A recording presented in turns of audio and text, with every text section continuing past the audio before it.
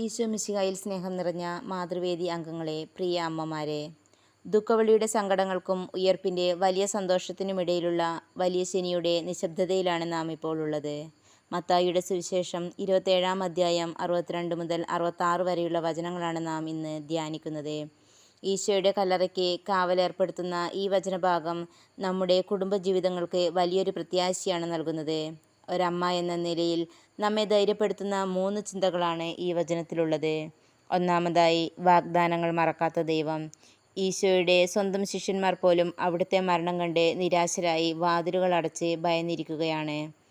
ഞാൻ 3-ാം നാൾ ഉയർക്കുമെന്ന ഈശോയുടെ വാഗ്ദാനം സ്വന്തക്കാർ പോലും മറന്നുപോയി. എന്നാൽ അത്ഭുതമെന്ന് പറയട്ടെ, അവിടുത്തെ ശത്രുക്കൾ ആ വാക്കുകൾ കൃത്യമായി ഓർക്കുന്നുണ്ടായിരുന്നു. പ്രിയ അമ്മമാരെ, നമ്മുടെ കുടുംബത്തിൽ വലിയ പ്രതിസന്ധികൾ വരുമ്പോൾ നമ്മളും ആദ്യം മറക്കുന്നത് ദൈവം നമുക്ക് നൽകിയ വാഗ്ദാനങ്ങളാണ്. എല്ലാം അവസാനിച്ചു എന്ന് കരുതി നാം നിരാശരാകും. എന്നാൽ നമ്മൾ മറന്നാലും സ്വന്തക്കാർ മറന്നാലും ദൈവം തൻ്റെ വാഗ്ദാനങ്ങൾ നമ്മുടെ ജീവിതത്തിൽ കാത്തുപാലിക്കുക തന്നെ ചെയ്യും. രണ്ടാമതായി, അടച്ചുറപ്പിക്കപ്പെടുന്ന കല്ലറകൾ. വചനം പറയുന്നു, അവർ പോയി കല്ലിന് മുദ്രവെച്ച് കാവൽക്കാരെ നിർത്തി കല്ലറ ഭദ്രമാക്കി. ഈശോ ഇനി ഒരിക്കലും തിരിച്ചു വരില്ല എന്ന് ഉറപ്പാക്കാൻ ലോകം ചെയ്ത പ്രവൃത്തിയായിരുന്നു അത്. നമ്മുടെ കുടുംബങ്ങളിലും ഇതുപോലെ ചില കല്ലറകൾ അടയ്ക്കപ്പെടാറില്ലേ? തീരാത്ത കടബാധ്യതകൾ, മാറാരോഗങ്ങൾ, എത്ര പറഞ്ഞിട്ടും വഴിതെറ്റിപ്പോകുന്ന മക്കൾ.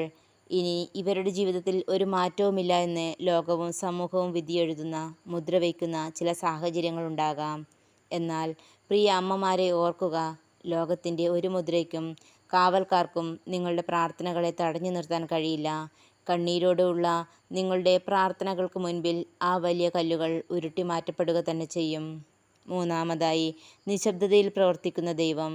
പീലാത്തോസിൻ്റെ കാവൽക്കാർ കരുതിയത് കല്ലറയ്ക്കുള്ളിൽ ഈശോ നിശ്ചലനായി കിടക്കുകയാണെന്നാണ്. എന്നാൽ ആ വലിയ നിശബ്ദതയ്ക്കുള്ളിൽ ലോകം കണ്ട ഏറ്റവും വലിയ അത്ഭുതത്തിന് ദൈവം രൂപം നൽകുകയായിരുന്നു. അമ്മമാരെ, നിങ്ങൾ ഏറെ നാളായി പ്രാർത്ഥിച്ചിട്ടും ദൈവം നിശബ്ദനായിരിക്കുന്നതായി നിങ്ങൾക്ക് തോന്നാറുണ്ടോ? ആ നിശബ്ദത ദൈവം നിങ്ങളെ ഉപേക്ഷിച്ചു എന്നതിൻ്റെ ലക്ഷണമല്ല, മറിച്ച് നിങ്ങളുടെ കുടുംബത്തിന് വേണ്ടി വലിയൊരു ഉയർപ്പ് അവിടുന്ന് ഒരുക്കിക്കൊണ്ടിരിക്കുകയാണ് എന്നതിൻ്റെ അടയാളമാണ്. അതുകൊണ്ട് ഈ വലിയ ശനിയുടെ നിശബ്ദതയിൽ നമുക്ക് പ്രത്യാശയോടെ കാത്തിരിക്കാം.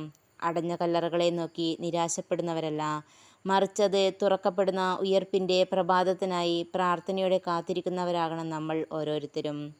കുടുംബത്തിലെ പ്രതിസന്ധികളുടെ മേൽ വലിയൊരു ഉയർപ്പിൻ്റെ വിജയം നേടാൻ ഈ വചനങ്ങൾ നിങ്ങളെ സഹായിക്കട്ടെ. മാതൃവേദിയിലെ എല്ലാ അമ്മമാർക്കും പ്രാർത്ഥനാശംസകൾ. ദൈവം നമ്മെ ഏവരെയും സമൃദ്ധമായി അനുഗ്രഹിക്കട്ടെ. നന്ദി.